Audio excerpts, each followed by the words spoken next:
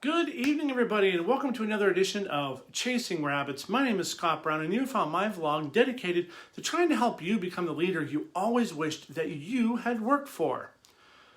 So every organization, regardless of whether or not it is for-profit or not-for-profit, public or private, are always guided by three main types of employees. Three main types of employees in every single company, every single business that's out there. You have first, and probably the most important type of employee that you have within your business are what I would call organizational knights. Organizational knights are those folks that give the best of what they have to your business. They go above and beyond. They have energy. They have passion.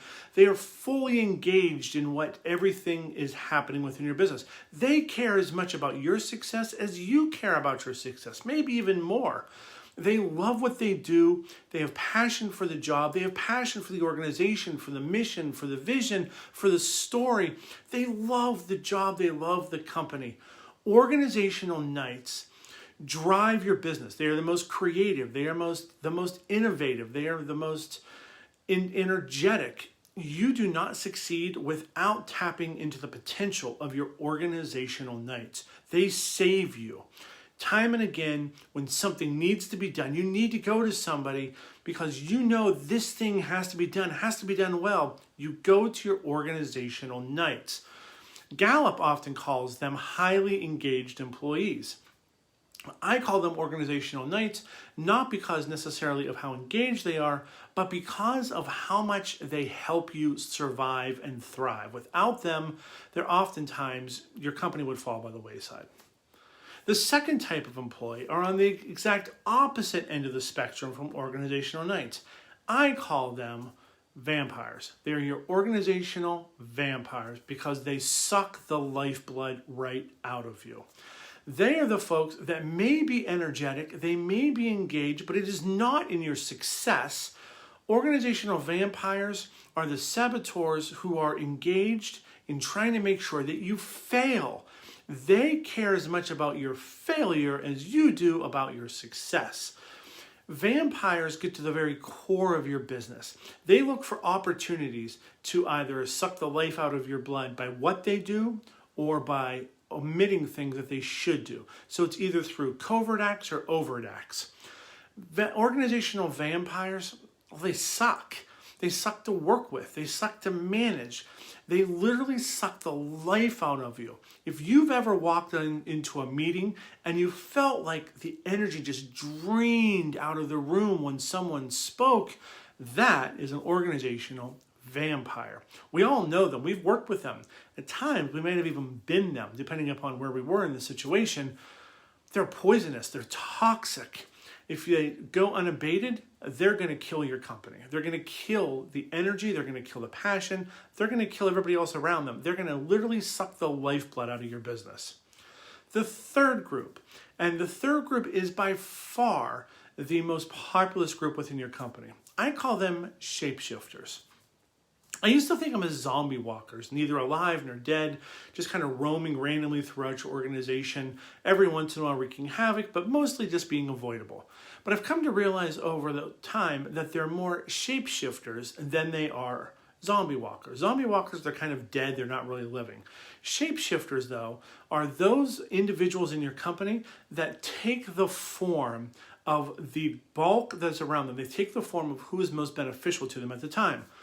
If you have an organizational structure that is driven by organizational knights and you surround shapeshifters with organizational knights, they're going to shift into someone who is more productive, more engaged, more enthusiastic.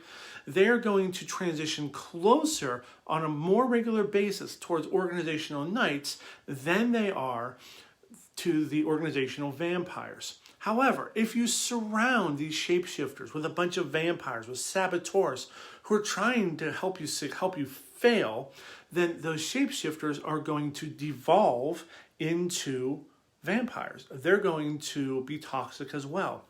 Shapeshifters are pliable, though. They're malleable.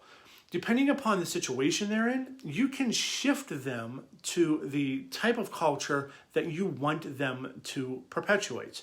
If you want them to be more positive, if you want to have a better organization, you focus on surrounding them with organizational knights, putting enough organizational knights within their sphere that they're guided forward, they're influenced to do the right thing, to have energy and passion, to have compassion, to have empathy. All of those traits that make your organization successful. If you don't care about your business, you surround them with those folks that are going to suck the lifeblood out of you. That doesn't make much sense. So how do you build the right type of environment through your organization? Are you really focused on just trying to hire those top two groups? Well, if you never get rid of your vampires, if you never slay the vampires, you're never going to be able to create enough opportunities for your shapeshifters to form into organizational knights. The goal is to, kind of like they would say in Happy Gilmore, shun the bad, embrace the good. You're going to push the vampires out of your organization through management systems, through personnel decisions. You're going to make it so miserable for them that they end up leaving. You might have to fire a bunch of them, but you're going to get rid of your vampires. When you get rid of the vampires, you're looking to hire those folks who are more interested in helping your organization succeed. There's a couple ways through interview questions to be able to do this. One is when you ask them about their previous job, their previous employers, listen for a couple of key phrases. How often do they say I as compared to we?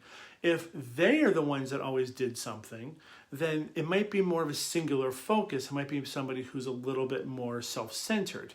If it's somebody who focuses on how we succeed, they're going to be more of a team player. Listen to how they talk about whom they helped in the past. If who they helped in the past, if their version of how they helped others succeed is only focused on those folks above them, then they're probably your kiss-ups, the ones that are going to always just be the teacher's pet, but could care less about those folks below them.